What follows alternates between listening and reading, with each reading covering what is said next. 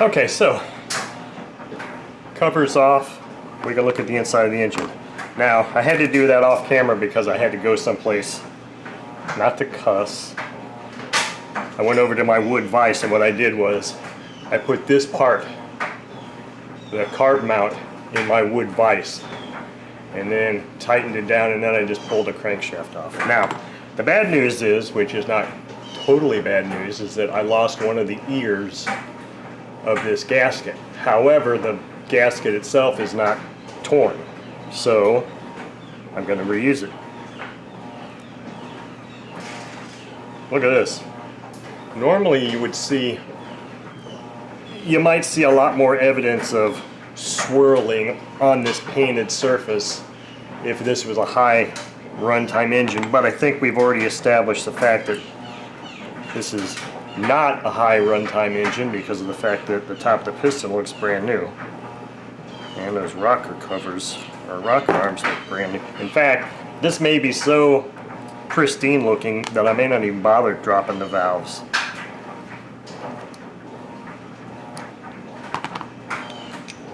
So here's our piston.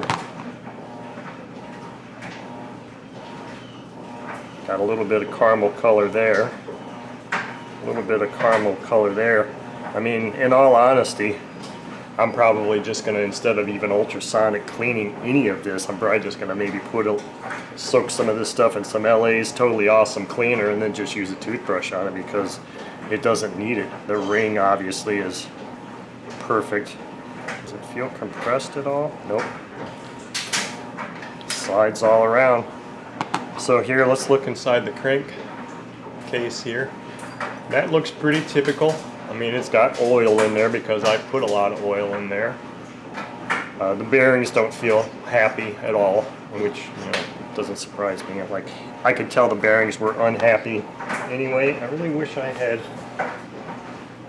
one of my containers for parts, but we'll work on that. Oh, so let's look inside here, see if we can see the valves. Let me get a little flashlight.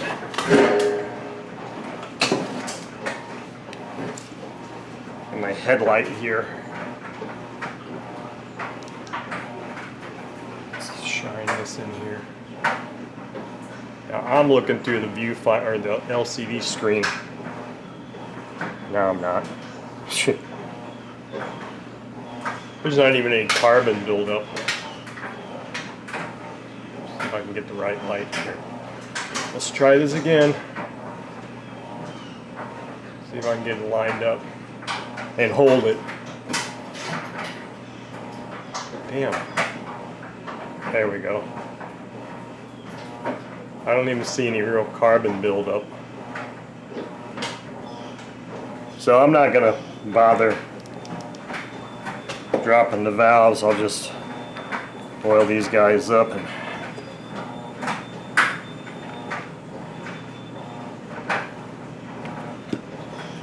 just actuate them. I don't have my magnifier on.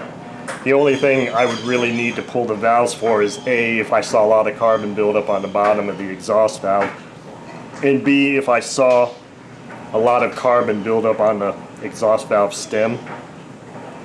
But I don't. They were just probably mildly, very lightly stuck, and it's all it takes to result in a lack of compression, a complete lack of compression. So a lot of times when I hear about a engine that has a lack of compression, I'm like, my 4-stroke, it's like, give it to me, not a problem, it's no big deal. 9 times out of 10 is a very simple thing of either heating it up, re-liquefying some of the dried oil, or cleaning it, and everything is fine.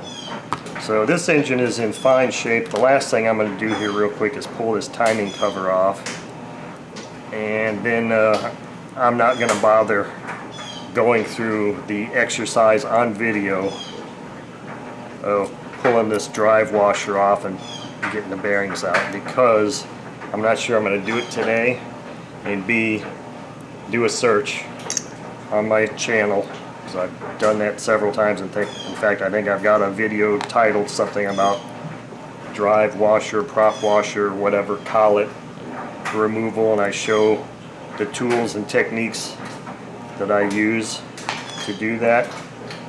so there's really no need me repeating it for this video, because I'm sure this video is already going on longer than most people are really willing to sit and watch anyway.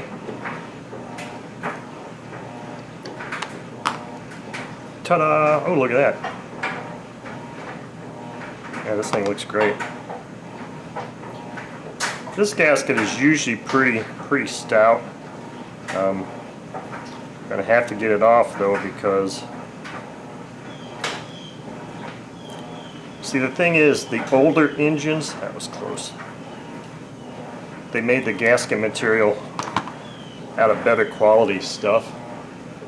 I've noticed that some of the newer ones, the 72s, 62s, and the newer 2000s engines, the gasket material is of lesser quality and seldom survives a disassembly like that. In fact, this thing is so clean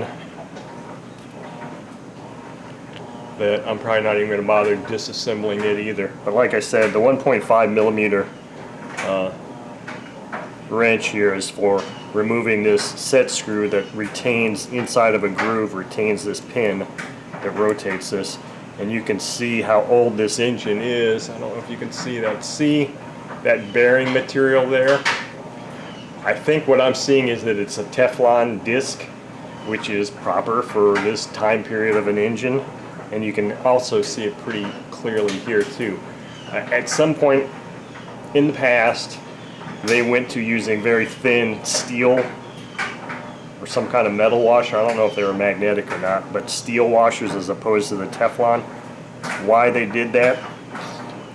It's probably because if you don't properly line up the Teflon washer and you go to jam that pin in there, you can easily eat the washer or take a crescent out of it or destroy the washer completely. And with steel, obviously, you can't do that. So anyway, this is as far as we're going on the disassembly of this engine for this video. I hope this taught some of those new viewers and subscribers some things. I know I didn't cover every single detail of the ins and outs of doing this stuff, but I've done it so many times, and that's kind of why the videos are there. If you're really interested, go watch a ton of my videos, and that would be very helpful. So anyway, that's it for this. I don't think I'm going to go into, obviously I'm not going to make a video of cleaning. I'm not going to make a video of reassembly, because I got a million of those things on there. This was more or less just to let's see what the condition of the inside of this engine is, talk about some of the things that I recall that I thought were important, and then move on from there. Now, so if there is another video on this engine, it will be a run video, probably using this prop, since I think it's the only one I found that was suitable. I cannot guarantee when or if that will ever happen. I really just don't, because I don't have a tachometer set up anymore, so it would be a no tachometer run. It would just be a very different video if I choose to do one. So I hope you all enjoyed watching this, and Richard, this is an awesome engine for an awesome price. And just as a little tidbit to all of those, any of those fortunate enough or willing enough to actually watch to the end of this video, this engine was under $100 shipped. That's one of the key reasons why I bought this particular engine. So thank you all for watching.